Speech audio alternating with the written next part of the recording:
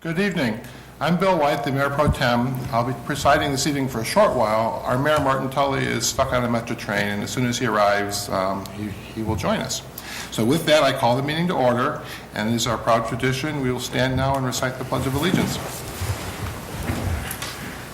I pledge allegiance to the flag of the United States of America and to the republic for which it stands, one nation, under God, indivisible, with liberty and justice for all. I will ask our fine village clerk, April Holden, to call the roll. Commissioner Wallace? Here. Commissioner Earl? Here. Commissioner Waldeck? Here. Commissioner White? Here. Commissioner Jose? Commissioner Barnett? Here. Mayor Tully? Okay, with that, the next item on our agenda are the minutes for our council meetings. The chair invites a motion to approve the minutes. Mayor White, I make a motion to approve the council minutes for February 6, 2018, as presented. Second. Okay, we have a motion and a second. Any comments, corrections, or discussion regarding the minutes? Hearing none. All in favor of approving the minutes, say aye. Aye. Any opposed? The minutes are approved unanimously. Item 4 on our agenda is public comment. This is an opportunity for anybody who's here this evening to address the council on matters pertaining to anything pertaining to the village which are not appearing on the agenda this evening. Is there anybody here tonight that wishes to address the council on any item not on our agenda? Okay, going once. Okay, seeing no stampede, we'll move on to item 5, the consent agenda. The chair invites a motion to approve the consent agenda. Mayor White, I move to adopt the consent agenda as presented. Second. Anybody in the audience have a comment on any item regarding the consent agenda? Hearing none, I ask for a roll call. Commissioner Earl? Aye. Commissioner Wallace? Aye. Commissioner Waldeck? Aye. Commissioner Barnett? Aye. Mayor White? Aye. Okay, the consent agenda is approved unanimously. The next item, we have 3 items on our active agenda. These are matters which were in first reading last week, and our policy on this, our procedure on this, is there's a motion and a second, and then we open it up to the public to make any comments they have. After that, if council wishes to deliberate, that they will, we will, and then there'll be a vote, and a vote this evening will be a final action. So the first item on our active agenda is item 6A, and the chair asks if there's a motion with regard to that. Mayor White, I make a motion to adopt an ordinance rezoning certain property located at 236 Indianapolis Avenue as presented. Second. We have a motion and a second. Is there anybody here this evening who wishes to address council on this agenda item? Anything further from staff or members of the council? Hearing nothing, the chair asks for roll call. Commissioner Earl? Aye. Commissioner Wallace? Aye. Commissioner Waldeck? Aye. Commissioner Barnett? Aye. Mayor White? Aye. Item 6A passes unanimously. Item 6B, is there a motion with respect to this item? Mayor White, I make a motion to adopt an ordinance authorizing a special use for 236 Indianapolis Avenue to permit construction of a school addition as presented. Second. Okay, we have a motion and a second, and we may be going fast, but we did discuss this last week at our first reading. Is there anybody in the audience that has anything they wish to address the council with respect to this agenda item? Anything further from members of the council or village staff? I'll call that roll, please. Commissioner Earl? Aye. Commissioner Wallace? Aye. Commissioner Barnett? Aye. Commissioner Waldeck? Aye. Mayor White? Aye. Item 6B passes unanimously. Item 6C, the final item on our active agenda, is there a motion with respect to that item? Mayor White, I make a motion to adopt an ordinance authorizing a special use for 2410 Ogden Avenue to permit an automobile dealership as presented. Second. Once again, we have a motion and a second for this item, which was discussed last week at a first reading. Is there anybody in the audience that wishes to make a comment or address the council regarding this item? Anything further from members of council or staff? Okay, call the vote, please. Commissioner Earl? Aye. Commissioner Wallace? Aye. Commissioner Waldeck? Aye. Commissioner Barnett? Aye. Mayor White? Aye. Item 6C passes unanimously. Item 7 on our agenda would be a first reading of future agenda items. We have nothing on our first reading this evening. So we can move now to item 8. It's the mayor's report, but it's an appointment issue that we can address. And it's a resolution to appoint certain members to boards and commissions. I believe there's a plan commission appointment and then an appointment of the chair for the ZBA. Is it customary to read the resolution? Okay, please read the resolution. Thank you. A resolution appointing members to village boards and commissions. Whereas Mayor Tully has made the following appointments to village boards and commissions, now therefore be it resolved that the Village Council of the Village of Downers Grove does hereby confirm the following appointments. Plan Commission, appoint Diva Machauskas to a 3-year term expiring August 31, 2021. Zoning Board of Appeals, appoint Michael McCann as chair to a term expiring August 31, 2020. Appointments are made by the mayor, by Mayor Tully, and they need to be confirmed by the entire council. So with that, I ask, is there a motion to approve or adopt this resolution? Motion to approve the resolution as presented. Second. A motion and a second. Any comment, any discussion, either first from the audience? I don't see any. Any discussion amongst ourselves? Roll call, please. Commissioner Earl? Aye. Commissioner Wallace? Aye. Commissioner Waldeck? Aye. Commissioner Barnett? Aye. Mayor White? Aye. So congratulations to these two individuals that have just signed up for additional unpaid service. So we thank them for that. Okay, now we can turn on to council member reports.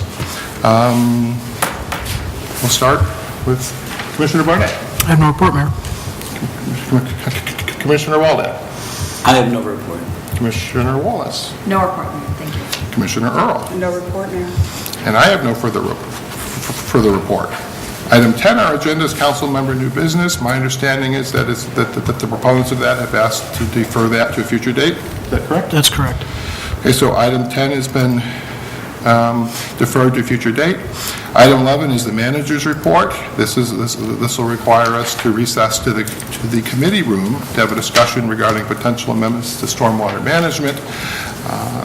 It's our intention not to reconvene after recess until Mayor Tully gets here. This is an important item that we want his presence here before we proceed.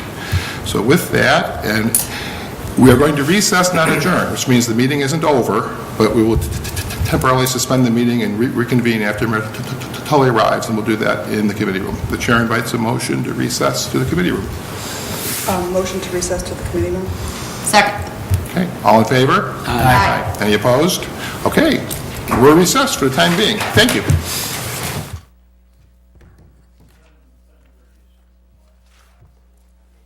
We are back into session from having recessed the meeting.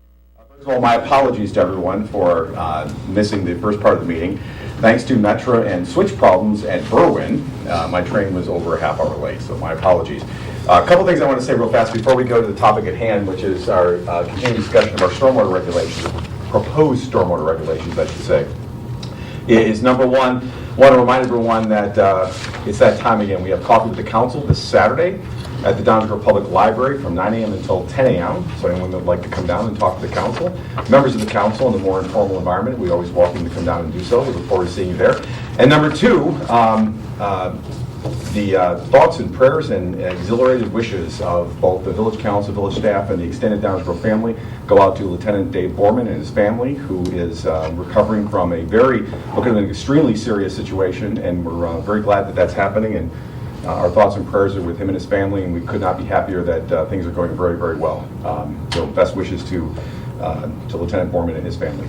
And with that, we are going to pick up where we left off a while ago on a discussion the council has been having about making significant changes to our stormwater regulations, which would make them substantially more restrictive. We had an initial conversation. I know I'm going way into your speech. Please keep going. Please go.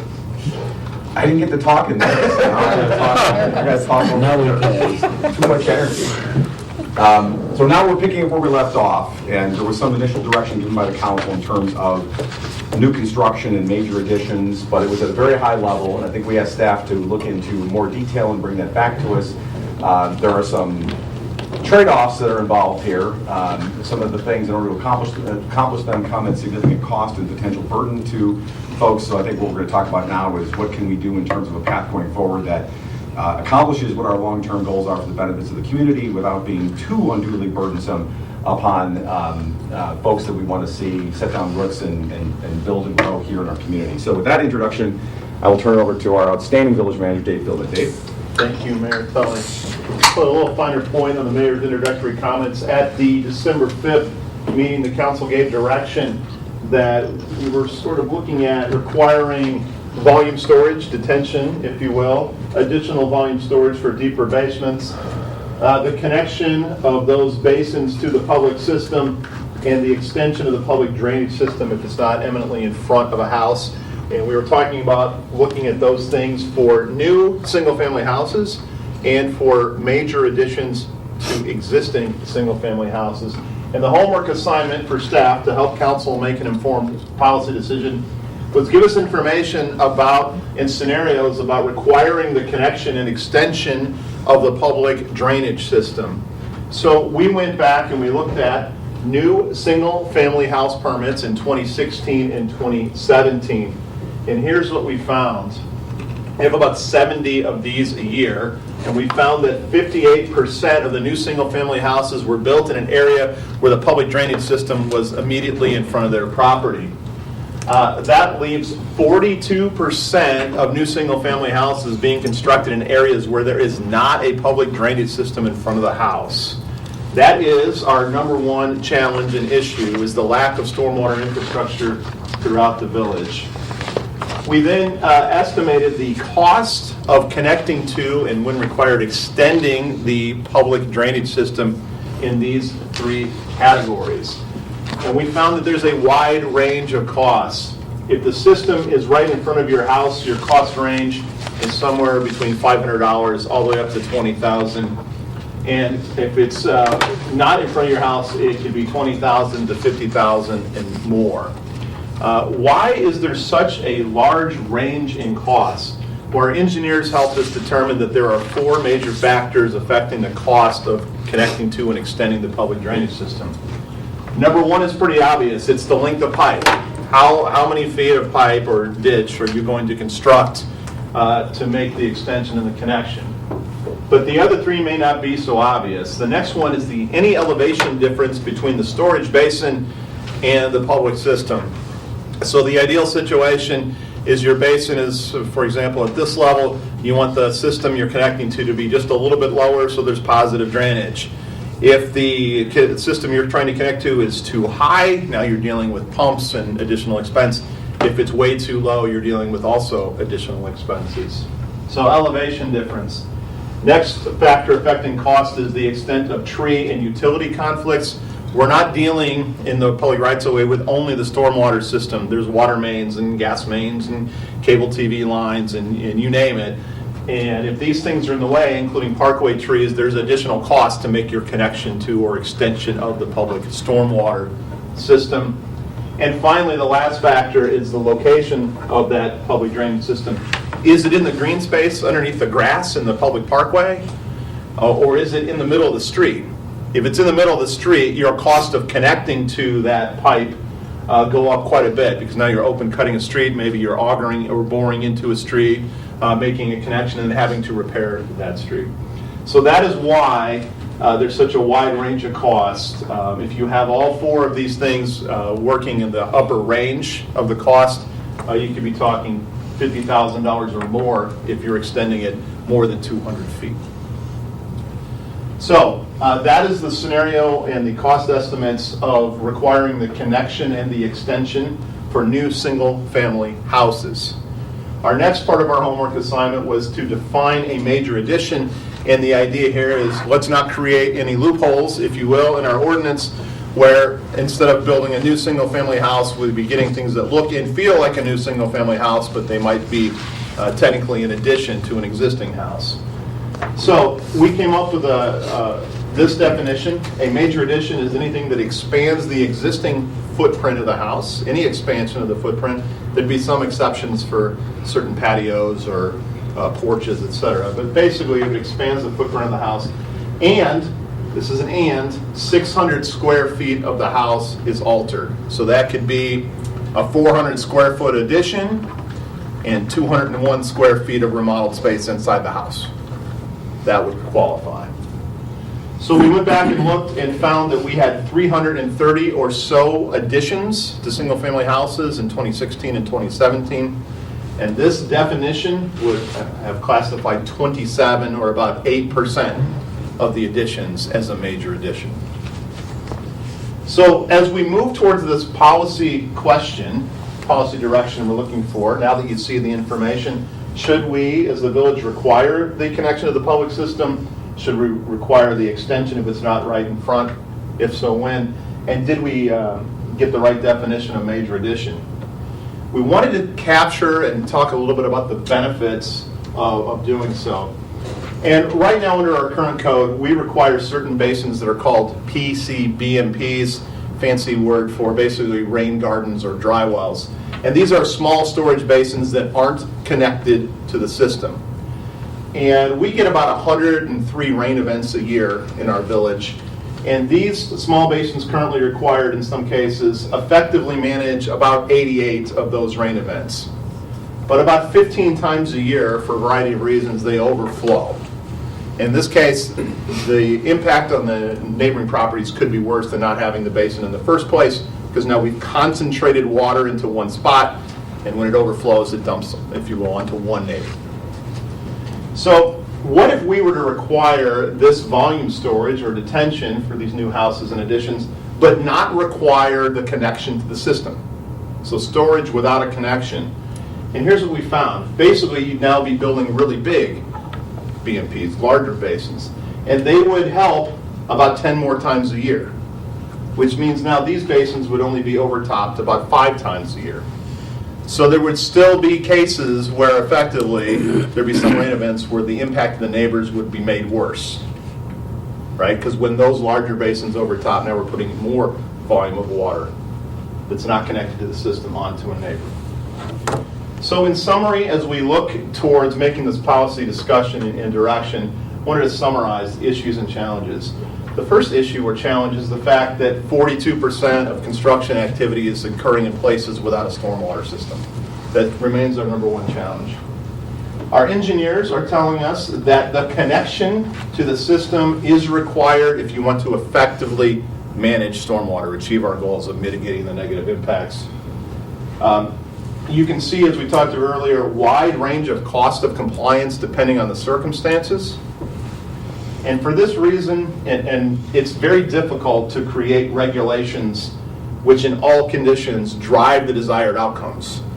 Well, I've talked to the council in their pre-wire meetings. We want to make sure when we make policy decisions that we don't accidentally or have an unintended outcome of actually driving development into the areas that aren't served with a system. We want to make sure that the policies result in effectively mitigating the negative impacts of development. This is a very challenging policy discussion, which is why we faced it for many years, and there's no perfect answer. And with that, we're happy to answer any questions. It will help facilitate the meeting as well. So Martin, I'll turn it back over to you. Sure, thank you very much for the recap. And the key thing to me is that connection is required for effective drainage, because we've tried less, I don't want to say severe, we've tried less involved solutions in the past, and they've been met with mixed success. There's that old theory of, Occam's razor, where you start with the most obvious solution, and only if that doesn't work, move on to the next ones. But I think we're into the next ones, because some of the other things we've tried haven't worked out so well. And connection is what's required for effective drainage. What we're aiming for is effective drainage. And this gets back to what I was saying earlier, is I definitely want to go forward with figuring out how to accomplish that, being mindful of the other adage, which is let's not have perfect be the enemy of good. Let's try to make some progress here, some real progress, and achieve the goal that's been articulated by others, which is we don't want to create any more situations that we have to deal with, because they have long-term cost and burden to the community and to individuals and to the village.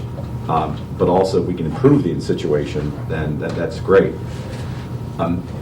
I think the easy call is where there's a system adjacent, and that's not an insignificant cost if you're at the higher end of that. So I want to come back to that later and not just leave those people out on a lurch. I think that's the easy one. If you can reach 58, almost 60% of what we're looking at, that's pretty good start. But we also have to try to reach some of the rest. But I agree completely, we need to do it in a way that doesn't drive development to the areas that are least likely to actually have a connection put into place, because then all we're doing is creating more headaches and more problems, and we're achieving the exact opposite result of what we want to do. So it comes down, and I'll come back to definition of major addition in a minute. But from my perspective, I am in favor of moving forward with something, and what moving forward means is getting more detail. We started at a high level, we're moving down a little bit further, and then we're going to get into the real weeds, which sort of like the exercise that we just did with downtown zoning and building issues.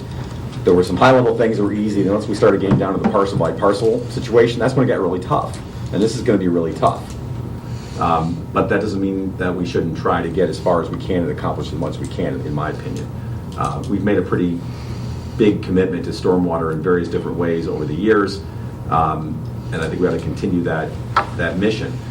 So what I was thinking is, if there is some way, and this is just the question that we would, from my perspective, I would ask staff to look into and come up with some ideas. How do we mitigate the burden upon those folks who want to either build a new home in Downers Grove, which obviously we want to encourage, or invest in their existing homes, which also we want to encourage? Because at $20,000 to $50,000 or more than $50,000, it becomes a real disincentive. So what can we do to mitigate that burden? With the understanding is I'd like to have as many connections as possible. Is there some sort of a cost-sharing program? Is there... I say we use the same analogy that's used with extending sanitary sewers and go to a pure recapture. Well, I was just going to say, go to a recapture. And I'm just throwing those out as things that I would like to see staff come back and propose what might make sense. The idea being to minimize, you're not going to eliminate it, but minimize, or mitigate's a better word, mitigate the burden and cost to those folks that are, especially at the higher end of those numbers up there. But just as importantly, avoid the unintended consequence of driving development to the areas that we least want to see developed, because they're going to create the biggest headaches. And again, I don't have the answers, but a couple of things have been thrown out, and I'm sure my colleagues have some ideas too. That's what I would like to see staff come back and propose. And also explain to us the complexity of identifying that, of adjudicating that, of enforcing that, all of which has cost and effort associated with it. Are there things that, for example, that we can establish, which is essentially some kind of a hardship or variance requirement, where someone could actually demonstrate it is just ridiculously expensive or burdensome for me to do this? Having established a hardship, can they not avoid it, but maybe do something else that will assist with stormwater mitigation, but not require a connection of 300 feet with pumps going uphill, and something that most people would think is a bit extreme. I don't know, but that would be another possibility. That, of course, then raises the issue of who's going to hear those. Is that the Stormwater Floodplain Oversight Commission? How is that going to be enforced? These are all the things that I would like to hear more about. The other piece I'd like to hear more about, too, is what happens in the situation where there's a distant connection that is made, and then 10 years later, or some period of time down the road, a new system is put in, for whatever reason, that suddenly now the connection is a different connection. I don't know if that factors into this. Are there any equities there that need to be addressed long term? I don't know. But those are just some things I'd like to hear more about, but I'd certainly like to move forward. And a major addition, I'm not so sure I have any problems with what you generally defined. Obviously, again, once we get down to the nitty gritty and the specific examples, we can probably debate that all day long, but I don't think that's a bad start. So with that, I'll stop and see what others think. Well, a couple things. On the additions, you talk about the combination of the indoor-outdoor, and I think what happens, the way to avoid that is to do it in phases. So if there's a way we can address, you're going to chart, it's going to present this problem to me, so I'm just going to do it in phase 1 and phase 2 and avoid it. So you want to set something up so you aren't doing that.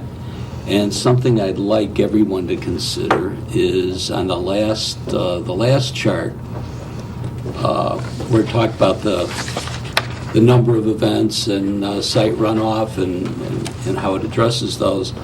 We had a goal of, and you could probably quote it better than me, it was like handling 95% of the flooding, so many, percentages that we set up when we started this, and it seems like for example, the first one where you have the site runoff, rain events effectively managed 98%, that's more than the goal that we set. More than the public standard, which was 95% of the properties and 90% of the rain events, say that right? Or the other way around? thought it was 95% of rain events. 90% of the properties and 95% of the rain events, so. So whatever we're going to do, either we reset our objective, our goal, or we try and follow that guideline. And that's all I got right now. Thanks, Bill. Bill, you started to say Yeah. something. Right now, where I'm at, I guess I'm kind of all in with this plan. I strongly support requiring connections, and I believe that if someone's going to develop a parcel, they need to extend the public infrastructure. That where we're at, because parcels were built before there was public infrastructure. Absolutely, there should be recapture.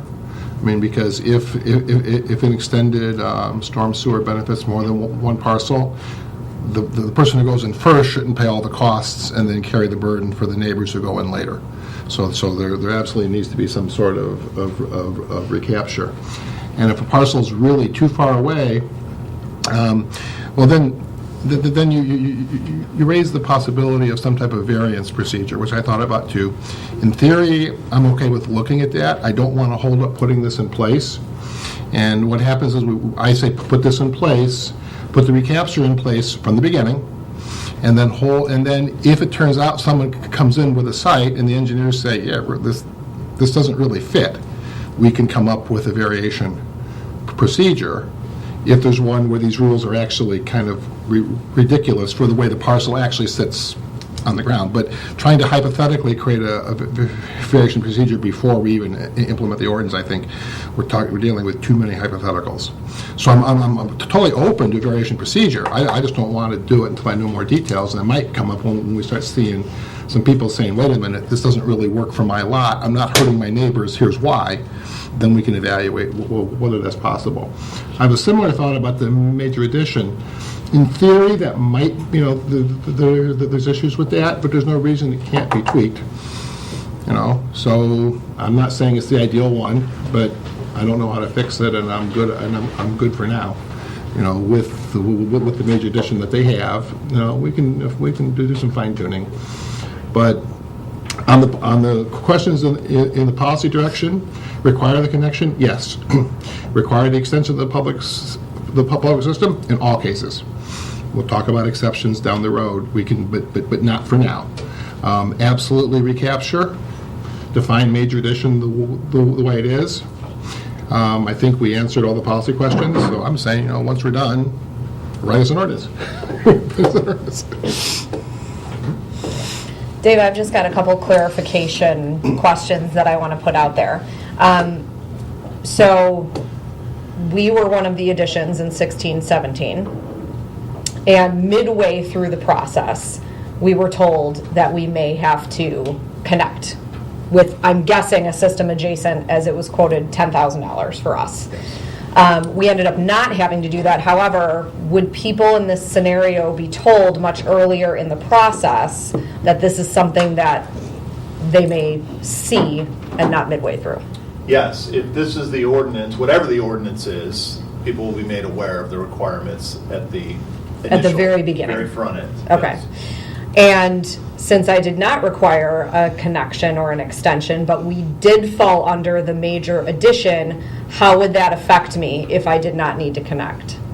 You would be required to under this ordinance.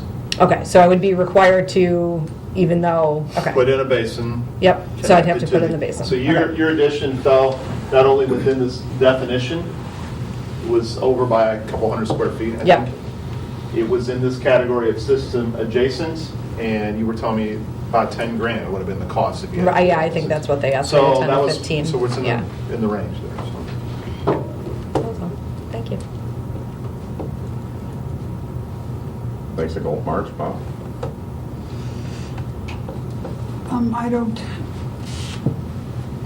I think if we're gonna put some kind of an ordinance in, we're definitely gonna have some problems down the road where we're gonna need some kind of a variation policy, whether that's a board who can sit down and look at it, or it's coming to us, or whatever. There's gonna be, I think it's gonna show up sooner rather than later. So I think we need to think about it.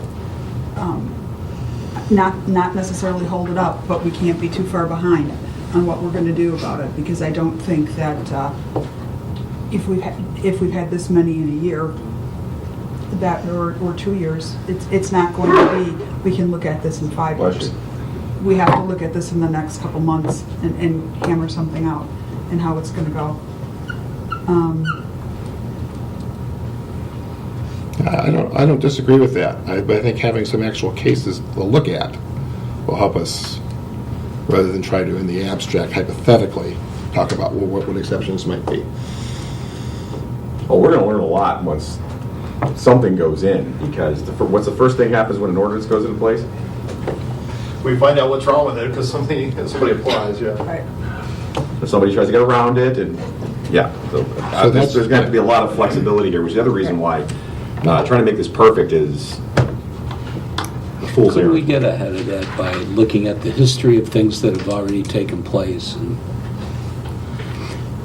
I kind of dislike I mean, we're going to have to do variations sooner or later, but if we keep experimenting or starting off in small steps, you wind up getting a lot of very strange variations, and maybe down the road you're not going to be fair to the people who came in first.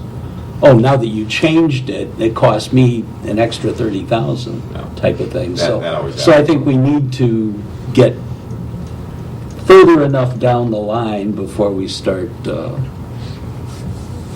creating, inviting variations. Well, yeah, I'm not saying that we invite Yeah. them or we hold things up for them, but I think we do need to have a mechanism by which there are legitimate cases of hardship that after mitigation, after all the other things we've come up with, it's just impossible situation, Well- and I think we need to recognize that those are going to exist. Those are And gonna exist. $10,000 when you're talking a remodel is a lot of money.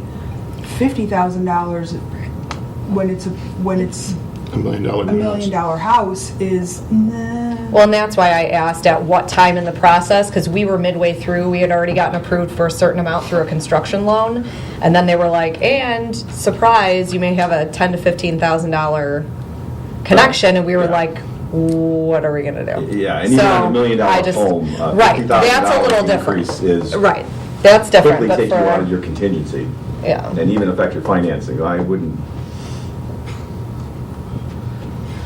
Just saying. Bob?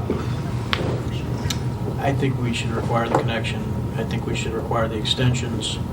I think the definition of a major addition is fine. This concept of recapture, I'd love to see us write an ordinance that included some sort of recapture. I also think that we should go ahead and write, to the best of our team's ability, which I have a lot of confidence in, some sort of variance process, because what we started off trying to say we want to do was not negatively affect people's desire to come to this community and invest and reinvest and build and develop. And what anybody hates, whether it's business starters or developers or anybody else, is uncertainty in their government regulations. That's ridiculous. Will we have to be adjusted? Maybe so. There may be other pieces of the ordinance that have to be adjusted as well.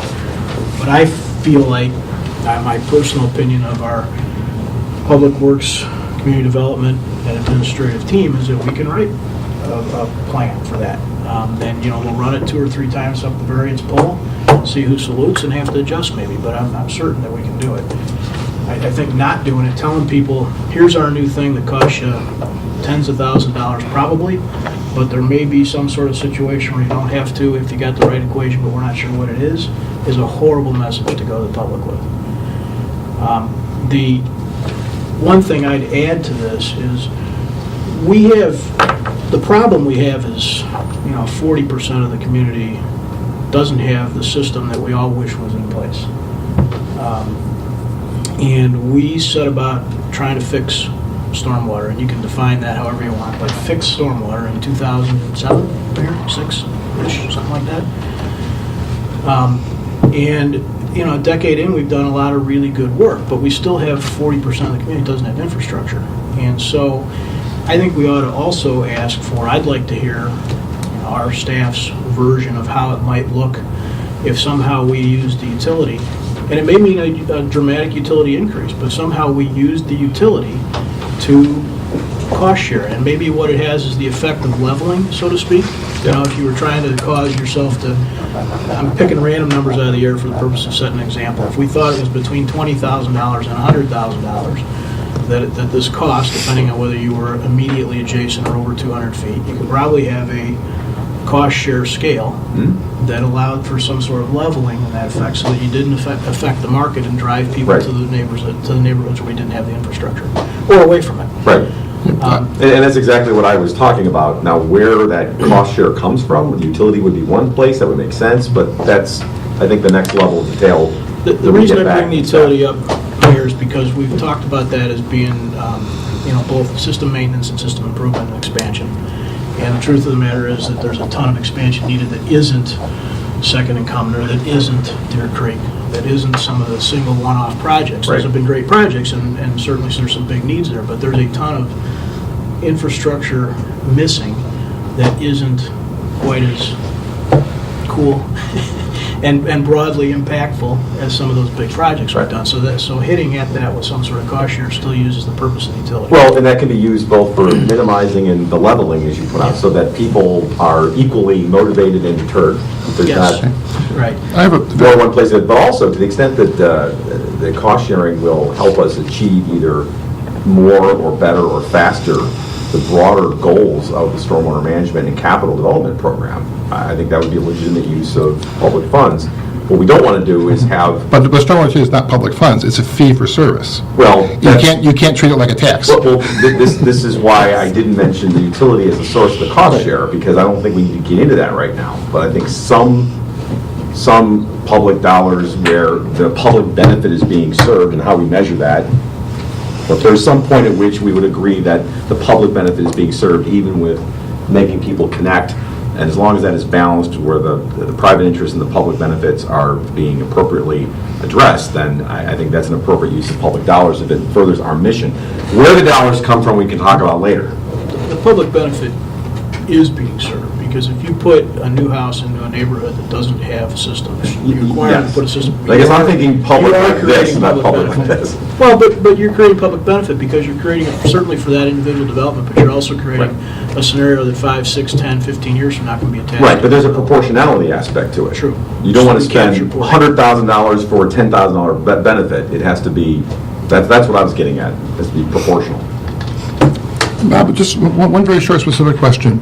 Would you want to hold up passing the ordinance until the variation procedure was finished? Or would you want to just pass the ordinance but keep working on the variation procedure immediately? I'm not convinced those have to be so separated. I think from a staff perspective, you would have to write the variation procedures into the ordinance, because you always have to have an appeal process. So we would marry those up. I'm not so concerned about it. I mean, I agree. One of the things I do want to hear about is the administrative long-term benefit enforcement, just because I want to know what it is. I don't want to go into this, I want to go into this eyes wide open. The community deserves to know it too. But we've dealt with variance and hardship analysis, all kinds of things for decades and decades and decades. It's not a new concept. The concepts are fundamentally the same. You'd have to prove that there's a reason you can't comply with the letter of the law, That's and you'd have beyond your to control. prove that the impacts are similar. Whatever you propose to mitigate, while not exactly to the ordinance, meets the standards and the intent of the... And you're not creating the The school hardship. is It's the compliant. geography that creates the hardship. And these are concepts we're familiar with. And you're not causing harm. Right. I struggle with three things, and it's kind of a spectrum. We have people who paid, no doubt, theoretically paid extra for their homes So they get curb and gutter and they got the service. And then you have people that moved into areas and their houses were priced accordingly. They don't have the service. Is it fair to pass any of that cost on to people who already paid more for the service to almost literally bail out the people that paid less? And I know that's extreme, but it's something I struggle with. On the other hand, you have a history of the city of Chicago where, what was it, they had 3 years to raise all the buildings in the downtown, was it 3 feet or something? So, I mean, you have a problem, and so then they said, okay, this is what you got to do. And I'm sure they weren't talking about, the actual costs and going through a lot of the things that we're going through. They just, hey, do it, and here's a deadline. So, that's certainly one way to handle it. The other is if you're building a new place in one of these non-serviced areas, but you're not adding to the problem, you're kind of keeping things the status quo. You replace one house with a newer house, and you're really not adding that much. Do you really have to do the connection? And the sense I get from most of you here is that you'd rather do the connection. So anyway, those are the 3 parts of the spectrum that I worry about. Underdoing it, overdoing it, and trying to keep it fair.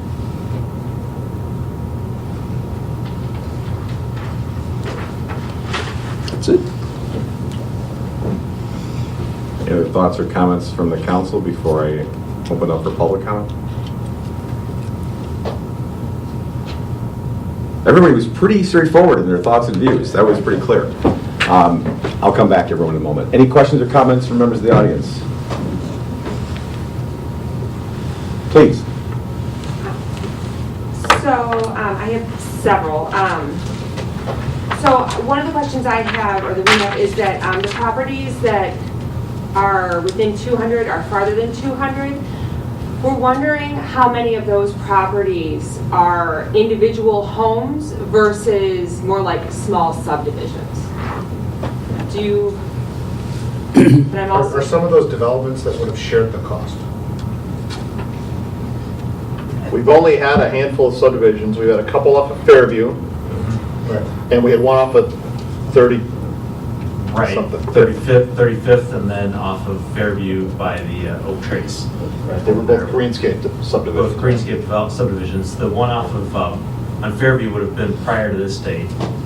And so some of those on 35th were going to be in that list there, and I believe they were system adjacent. System adjacent, and they also provided, because they were subdivisions, they had to have modern subdivision improvements, including their own overflow routes, their own detention basins, everything. Basin, and there's everything in the front yard as well. There's individual BMPs in the front yards of those homes. okay. So it sounds like the majority of those are One-offs. So I guess the rest are just kind of comments. As far as the discussion about the cost and how much it would affect, the increase in cost for a new build and even addition, I just want to remind everybody that at that point, like that cost can be rolled into a mortgage, which is really different than the $30,000+ my husband and I spent trying to solve water issues around our house that we had to pay for out of our pocket. Same goes, for additions. It can be rolled into a loan and rolled into refinancing at that point. I hear your concerns about causing people to shy away from moving and building in Downers Grove because of this increased cost, but I would ask you, what about the people who are shying away from moving to Downers Grove now because of the water problems? I know those people aren't as vocal because they're not complaining, about, well, we were going to build here, but it costs too much. But I'm sure there's a percentage of people out there. And then, Mr. Waldeck, I was having a hard time following what you were just saying.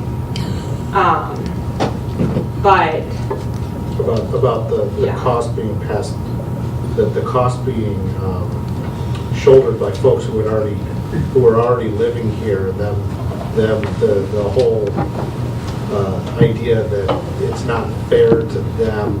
Right now, we can't see anything that the community is paying for. Well, that involves, if you start involving the stormwater So fee. if you increase the stormwater fees as a cost-sharing program, Yeah. that's what you were talking about. And cost sharing, I don't know, I think that's more localized than, but if you did it village-wide, do you really want to, should people be paying twice? I paid for my property, now I got to pay for everybody else's. That's more of a stormwater fee type situation. I think I think putting the cost on the folks that are actually, wanting to build in this area, I fully understand that part of the problem is an infrastructure problem. And one of the first questions that I was going to ask kind of coming in was, okay, 80, 30, 28, what are, if any, the long-term plans in Downers Grove to address the lack of infrastructure in the future? Based on the discussions I've heard so far, over the last few months, it sounds like even if you build out the stormwater infrastructure, there's nowhere for the water to go, because that's what comes up over and over again. So my guess was there wasn't a plan to build out more stormwater access because there's nowhere for the water to go. Where there actually is a very large, very high dollar program that's been in place for over a decade. Okay, so that... But it moves slowly because you can only do, I'll give you an example, with the sidewalk program.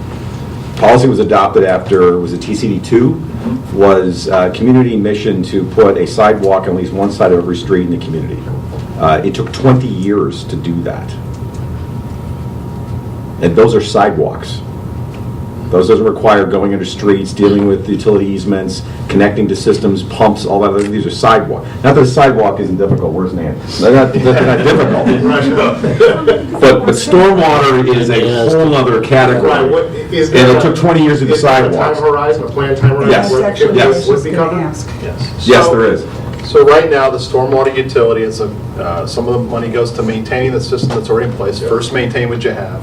And another component goes to building new capital improvements or upsizing where capital improvements already exist and are performing well. The way we identified and prioritized the capital improvements were based on flooding issues, on floods that had happened in 06, 2013, and other major rain events. The list of capital projects and the way they are prioritized, many of them will go into neighborhoods that don't have any infrastructure at all, if that makes sense. Some of them are planned to go in areas that are served, just don't do well in major storm events. So if you wanted to take stormwater utility fee dollars and address these set of issues, there'd be a reprioritization of how we identify and build those projects. So my neighborhood on Cornell, thank goodness, did not really flood in 11 and 13 and 7, right? We have a lot of redevelopment going on, and we have many cases of localized drainage issues caused by development, right? So my street is nowhere on the stormwater utility project list because it doesn't flood. But if we set out and made policy to start putting it in to address this, streets like Cornell might be on the top. Well, I'll give you a different example, and it's important to separate the long-term capital program, which does exist and is very large, expensive, and complicated. But there is a plan, and we're moving through it at a deliberate rate. Not as fast as everyone would like because it's a big, like I said, it took 20 years to do sidewalks. It's just the way it is. You can only do so much construction. There's only so much money you can spend in any season. So it just takes time. But this is related, but it's also different in the sense that this is also designed to avoid creating new problems. What we don't want to do, and like Bob's been saying this for years, is that we're spending all this money on these big issues, and yet here comes a one-off, and they're creating issues. A key example of my old home on Cornell. We're never going to be subject to any kind of massive capital project, but I guarantee you that my yard, my neighbor's yard, flooded ridiculously every big rain event. Now, could that have been avoided through a required connection? Maybe. But was that ever going to be part of a major capital project? Not on your life. So they're overlapping, but they're different. Sounds like, I want to make sure you. Oh, I'm sorry. I want to make sure you had a chance to ask the rest of your questions. Oh, that's okay. And there was just one more thing I wanted to say too, is that I really think the beauty of the stormwater retention is that it releases the water slowly into the system. So it is going to be helping solve some of the infrastructure issue in the terms of that, like, it can't be upgraded it just can't be upgraded quickly. So it's going to help solve some of that issue as well. Ideally, yes. And your long-term projects still don't involve dredging St. Joseph's Creek and you know, expanding it downstream of Downers Grove. Or there's still for large rain events, there's still kind of a, you know, barrier that you can't really be overcome. In engineer speak, you have to build not only conveyance, but storage as well as both components. And that's an even bigger issue. Yeah. Right. You didn't want to address that? Well, we can, but then you actually get into federal water management. That gets a whole other level of. But yes. They got bigger priorities than us. Not that we don't pay good mind to it, and we are subject to phase 2 of the Clean Water Act, for example. I can bore you to tears about that, but that's even a whole other level of complexity.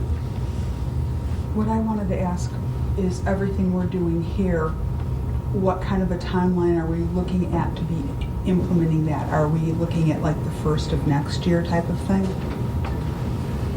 Well, we got pretty clear direction to start drafting an ordinance. Monday? So, yeah, what time is it, 9, 10? We can move pretty quickly because we've been working on this, we're familiar with it. We usually give a little bit of a lead time for people already in the process of their new house, et cetera. So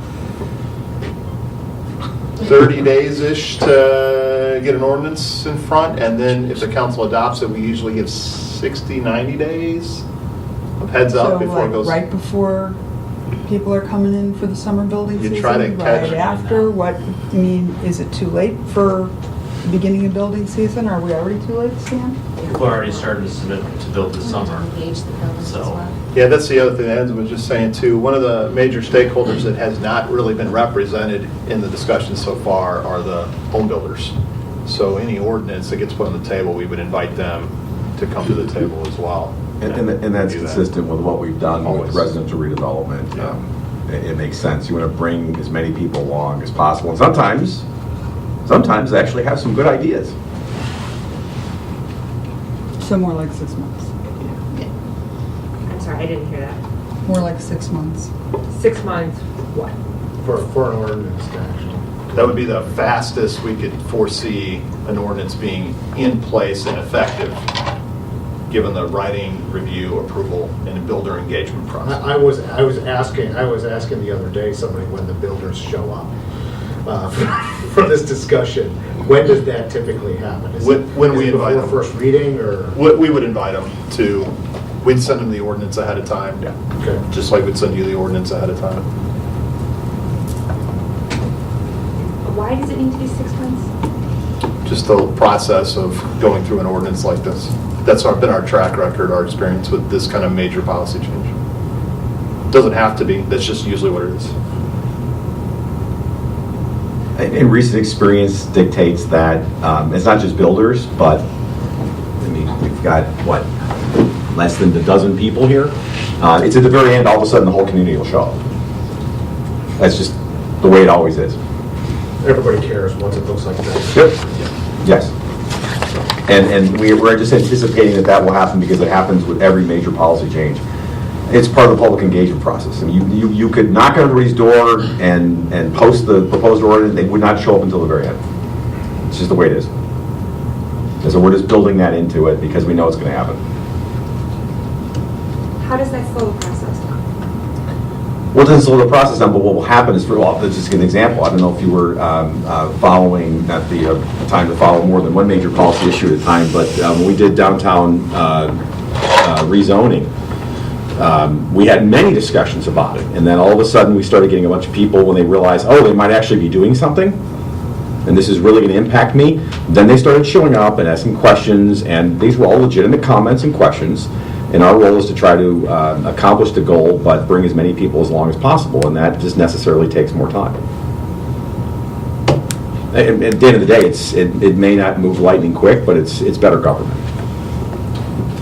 It's better than just to pass something and then everyone shows up. So there's the building community. What, are there other stakeholders you guys have identified that that would have something to say about this one?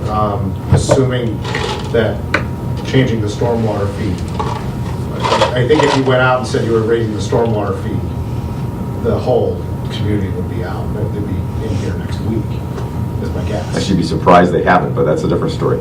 I would suspect that folks that either have been recently or may in the future be in the situation that Commissioner Wallace was in, who are not really paying attention to it, but the minute they find out, wait a minute, I'm going to have to do what if I do X? Are you kidding me? So the additions folks. Or somebody who's maybe bought land, they haven't built on it yet. Actual downtown residents, yes. So usually we reach out to the design and construction professionals of all shapes, sizes. There are people who just own multiple properties that rent them out in town, and that's their livelihood. And if they don't show up, they don't show up, but we're just anticipating. Sure. Thank you. Other questions or comments?